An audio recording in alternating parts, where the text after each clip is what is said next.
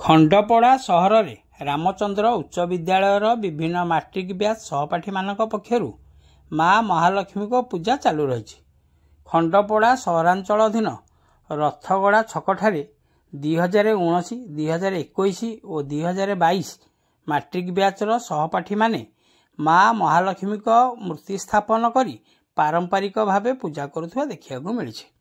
2019 batch glorious club, 2021 batch covid club ଓ 2022 magical club ପକ୍ଷରୁ ପୃଥକ ପୃଥକ ଭାବେ ପୂଜା ମଣ୍ଡପରେ ମା ପୂଜା ପାଉଛନ୍ତି। ପ୍ରତ୍ୟେକ ଦିନ ସନ୍ଧ୍ୟାରେ ମାଙ୍କ ଦର୍ଶନ ନିମନ୍ତେ ସହର ସମେତ ଆଖପାଖ ଅଞ୍ଚଳରୁ ଶତାଧିକ ଭକ୍ତଙ୍କ ସମାଗମ ଦେଖିବାକୁ ମିଳୁଛି। ଭକ୍ତଙ୍କୁ ଦୃଷ୍ଟିରେ ରଖି ଖଣ୍ଡପଡ଼ା ପୋଲିସ ପକ୍ଷରୁ ସୁରକ୍ଷା ମଧ୍ୟ ଯୋଗାଇ ଦିଆଯାଇଛି।